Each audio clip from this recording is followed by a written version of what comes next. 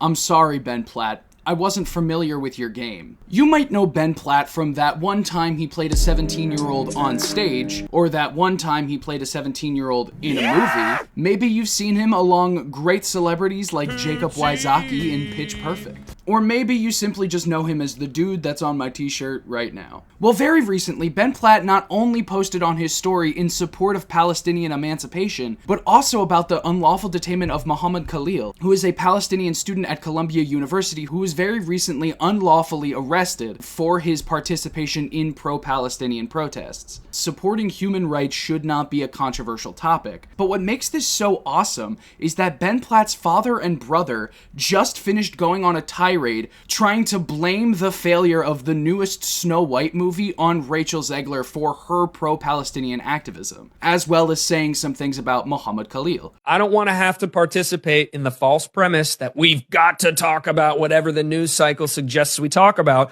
because I don't think what's happened to Mahmoud Khalil is actually of any great importance to anybody yet. Do I find these specific actions of this administration to be the vanguard of authoritarian evil threatening to take down all of democracy? No, I do not. But the circumstances of the detainment of a single Hamas supporter do not worry me. Furthermore, I find it very hard to believe that the detention of Mahmoud Khalil, whose alleged crime is leading an organization that is anti-American, pro-terrorist, pro-murder, pro-harassment of Jews, is the nail in the coffin of free speech. And to those who say, well, first they'll come for Khalil, next they'll come for you. No, they won't. The easiest thing I do every day is not associate myself with a terrorist organization, or harass college students, or destroy property, or incite hate against the country I live in.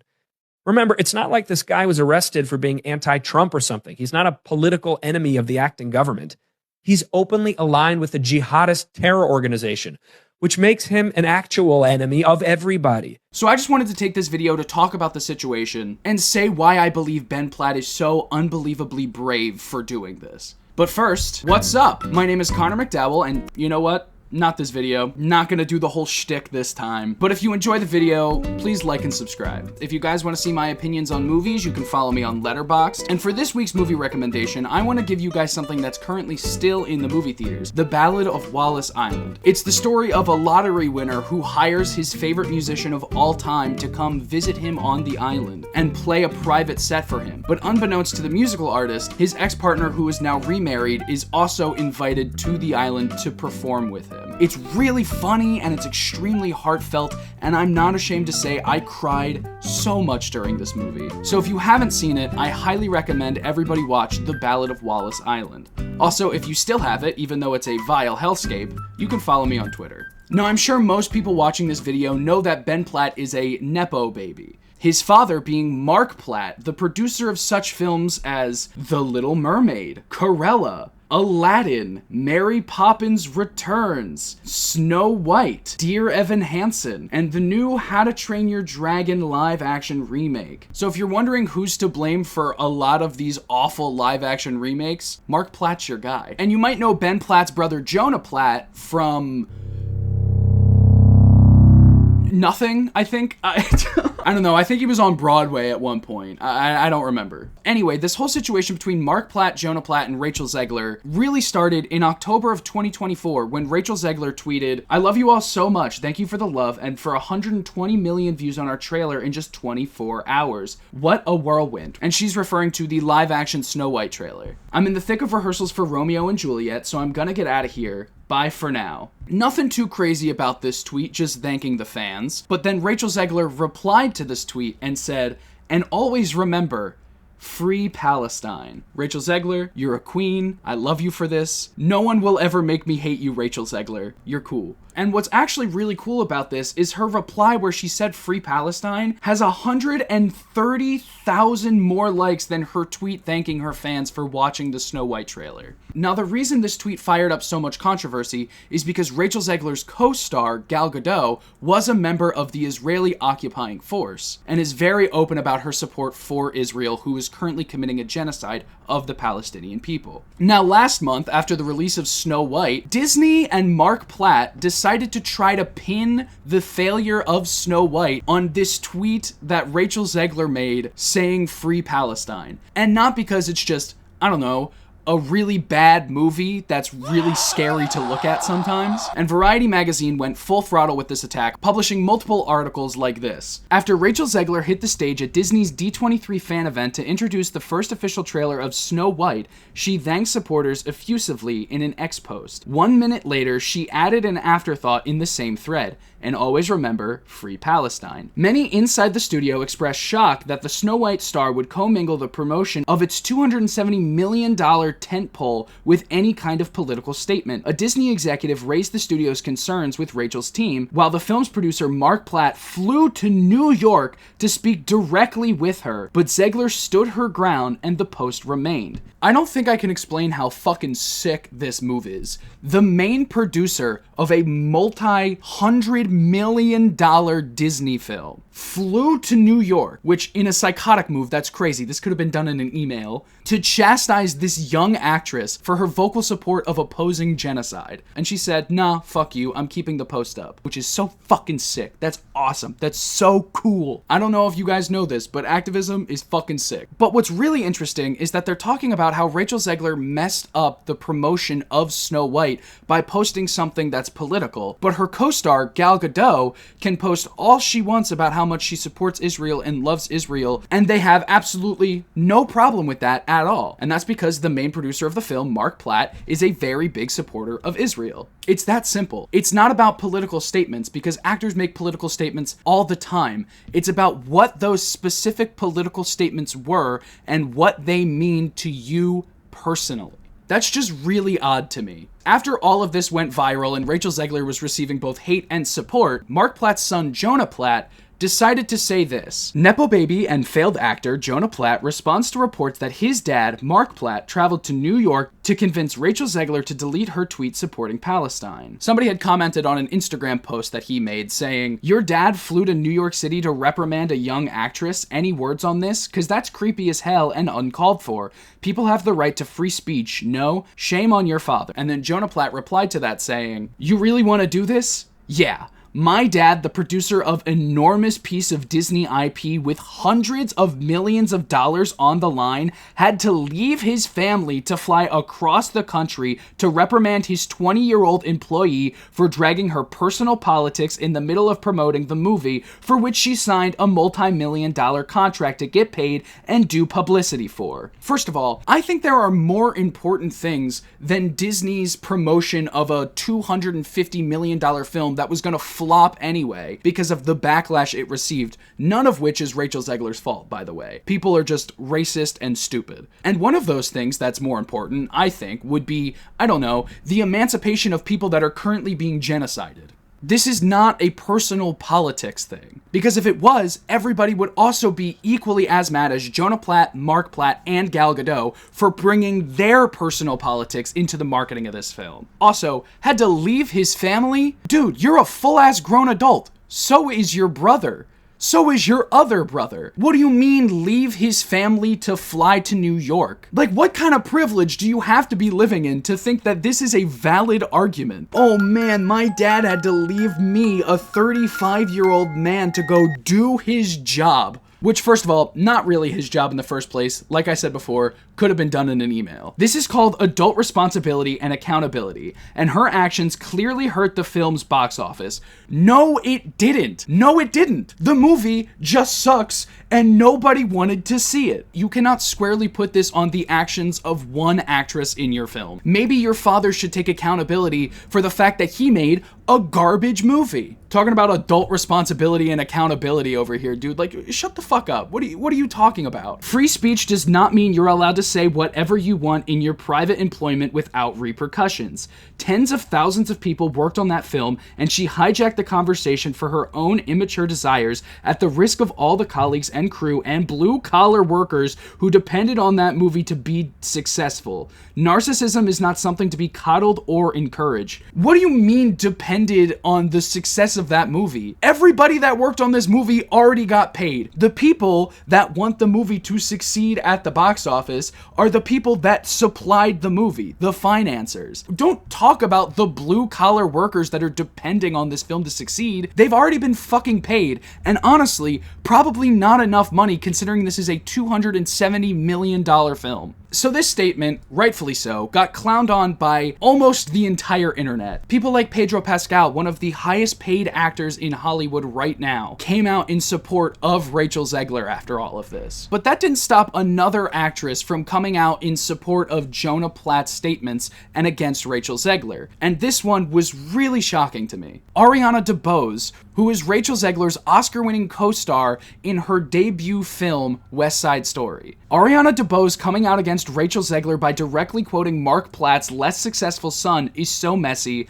Oh my god. And Ariana DeBose posted this on her Instagram story. Narcissism is not something to be coddled or encouraged. Which is quite literally a direct quote from Jonah Platt criticizing Rachel Zegler. This is insane. Like, why would you do that? Why would you just out of nowhere, out of the blue, attack your co-star like this? And then, of course, Ariana DeBose posted what some might call an apology on her Instagram story. I post quotes all the time and thought this one was meaningful. Will fully cop to the fact that I didn't do any research on where this quote came from, nor did I know of the connection until it was pointed out to me. I have no intention of inserting myself into a news cycle. This is not the first time I posted about dealing with narcissism, and it probably won't be the last. But next time, I'll be sure to clarify its origins first. This is not an apology. There was no apology to Rachel after this, I guess, unknowing attack on her. Why not apologize to your former co-star? And a lot of people are speculating. I'm not saying this is true. This is merely speculation, just for the drama. Sometimes I gotta do something just for content. A lot of people are speculating that Ariana DeBose is mad that Rachel Zegler was chosen to be in Jamie Lloyd's new production of Evita that's going to be on the West End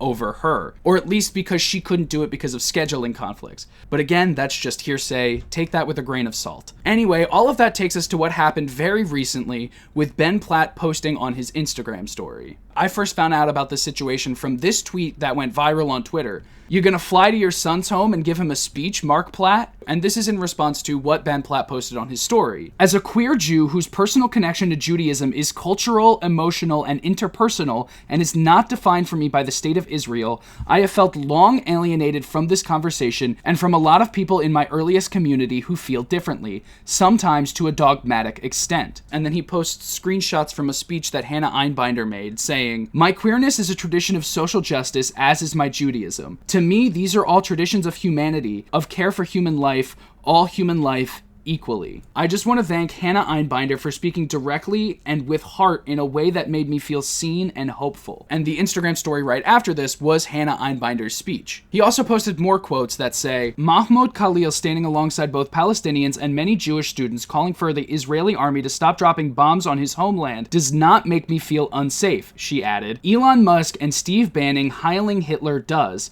Donald Trump calling a group of white nationalists with tiki torches shouting Jews will not replace us, very fine people, does." Einbinder concluded, "Our struggles for liberation will be won by loudly opposing the corporations who fuel the destruction of our planet and the institutions that fuel mass death of our fellow human beings. Visibility is a responsibility. Those of us who have a platform must use our voice to ensure that speaking out is not outlawed altogether." Einbinder said that her condemnation of Israel's bombardment of Gaza is not despite what she learned in Hebrew school, but because of it.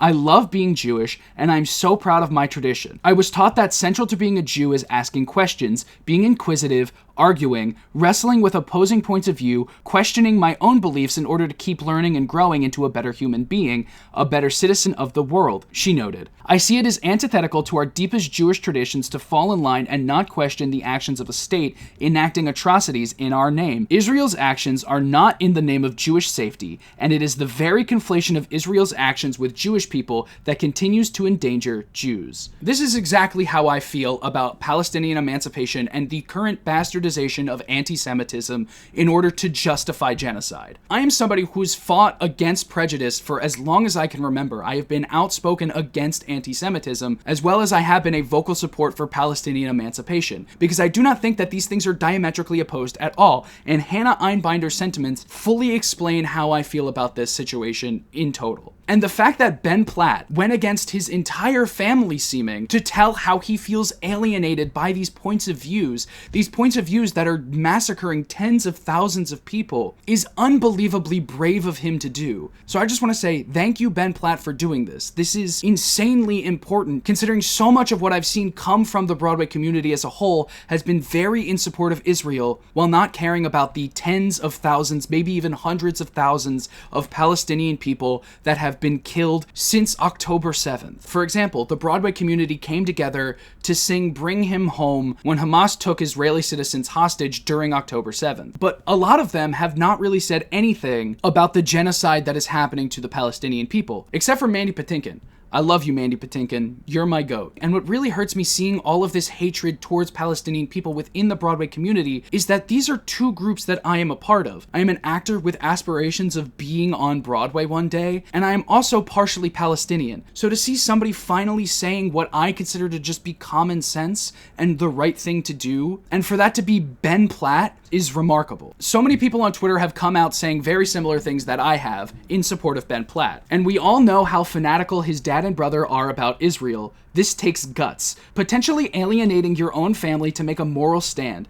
Good job, Ben Platt. I promise not to make fun of your performance in the Evan Hansen movie anymore. Me to Ben Platt. I owe you an apology. I wasn't really familiar with your game. And it's a picture of Shaquille O'Neal, which I do think is ironic because Shaquille O'Neal also supports Israel.